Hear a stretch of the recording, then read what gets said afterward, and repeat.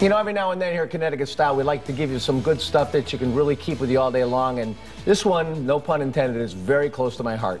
If you ever had to perform CPR, would you know how? If you don't know, you're not alone. 70% of Americans either don't know how or have let their training lapse. And believe me, I am one of them who I wouldn't know how to do it anymore. This week is National CPR AED Awareness Week, and we brought in Richard Schock, an instructor and the owner of Code 1 Training Solutions, to show us the importance of knowing CPR and other life-saving techniques. So keep it tuned right close now. Please pay close attention because it could change your life today. Okay, let's talk a little bit about what is CPR. Explain what cardiopulmonary resuscitation. It's a mouthful. Tell us about that. All right, so CPR is the circulation of the blood when the heart's not able to do so itself. So it's a life-saving maneuver that we can perform to somebody that has gone into cardiac arrest where the heart's no longer effectively moving blood throughout the body. What it does is it will deliver oxygen, nutrients to all the cells in the body and hopefully keep the body alive until we can defibrillate them using one of these. Tell us the difference about cardiac arrest and what's the difference between cardiac arrest and an actual heart attack. Well, cardiac arrest is when the heart actually stops beating effectively, so it could have some electrical activity, but for the most part, it's just not going to be pumping any sort of blood. A heart attack can lead to cardiac arrest. A heart attack is when there's some sort of blockage in the heart that results in some of the muscular tissue of the heart starting to die. Interesting fact, 88% of the time it occurs at home. Victims appear healthy and have no known heart disease or risk factors. Let's talk a little bit about the chain of survival for sudden cardiac arrest. The chain of survival is 4 links. Okay. Early recognition, so recognizing that somebody's unconscious or having signs and symptoms of a heart attack. That's chest pain, that's nausea, difficulty in breathing, cool, pale skin. Okay, so recognizing that they have that, and then calling 911. All right, the next link in the chain of survival is early CPR. If they do go unconscious and they stop breathing, and we want to start doing CPR, and CPR needs to be high quality, so we need to be pushing hard. Well, let's do this. I love this shirt actually. I think it says a lot right there, and you know, that's what it's all about. Is, you know, making sure push hard and push fast. All right, let's take him down on the floor and do it. Who do you call this guy? What do you call this guy? This guy's Preston. Preston. I wouldn't have even said that joke, but it's not a joke. Preston. All right. All right, so we have him move down to the floor. Okay, so what we're doing is we've walked into the studio here. We find this guy laying on the floor. All right, so first thing we're going to do is we're going to make sure that the scene's safe. We're going to look around the surroundings, make sure that whatever, you know, happened is not going to happen to us too. Okay.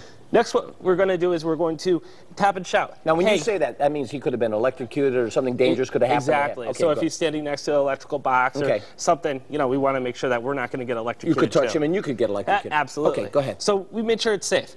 All right, we're going to approach him. We're going to do a quick tap and shout. Okay. Hey, can you hear me? Okay, wake the guy up, all right? He could just be sleeping on the floor. You never know. Okay. Okay? If there's no response, what we want to do immediately is activate 911. So we do that by calling 911, or if you're at your workplace, it may be 9911. It's important to know your emergency number prior to you know, having to actually use it. All right. Now, there's no mouth-to-mouth anymore, I understand, right? For people that are trained to do mouth-to-mouth, we still do it. Okay. Individuals that are at home that haven't gone through training in how to do it, we're going to do hands-only CPR. All right. I don't mean to rush you along, but I want to cover everything in the amount of time we have. Absolutely. So tell me basically how CPR is being done now and how many compressions and all that kind of stuff. All right. So for individual that hasn't gone through mouth-to-mouth or mouth-to-mask training, we're going to actually do continuous compressions. So we're going to be pushing right on the center of the chest. You go ahead. I'm going to let you do it. Go ahead.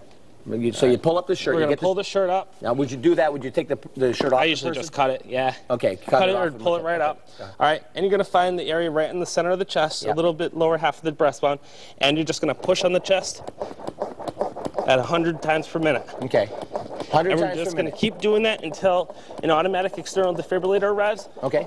911 arrives. Let's bring in the automatic defibrillator. Sure. Do you want to take over compressions? I'll show you how to operate this. Okay, you do that. All right. So, to operate the defibrillator, you're just going to open the lid to turn it on. Am I doing this right? Yeah, exactly. A little bit deeper. Okay. You know the tune Staying Alive? Yeah. You can push right to that song, the beat. Staying alive. 100 times per minute. Now this is actually going to give us instructions on how to now you come in. Apply the defibrillator. Yep.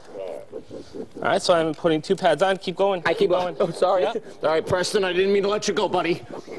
All right, and then it's going to analyze the heart rhythm. We'll see the remote to actually do it. Can we stop for a second? Okay, sorry. I'm missing the remote to. No, that's okay. We'll just keep going. But you would have a remote. I got to move. I don't have much time. I'm sorry. I have it here somewhere. All Preston, I love you, dude, but I got to move you along and bring in your daughter. What's the baby's name? All right, baby's name is Anne. Okay, go ahead. Here we go. I'm going to move this aside here. I apologize. Okay, go ahead. All right. So with Anne here, if we have a baby instead. Yep. Go ahead. What we'll be doing is just exposing the chest here. Yep, go ahead. Okay, can we turn this off? Can we? I don't mean to do this. Okay, go ahead. We only got about 30 seconds left, so let's do the baby quickly. Hurry up, get the baby. So with the baby, we're doing the same thing as the adult. We're just going to be pushing right on the center of the chest, okay, just below the nipple line with 2 fingers. And this can be used for infants that are less than 12 months of age. Beautiful. All right. Once again, continuous compressions until 911 arrest. All right. Again, you need to know this stuff. This is something you can save a life. If you have an understanding, you have an upcoming class on Saturday, June 9th. At what age can you start to learn CPR? Probably 12. All right. And when's the class going to be, June 9th? It's going to be June 9th in Woodbridge at 9 o'clock a.m. You're the best. Saving lives. Hopefully we've helped you out today. All right.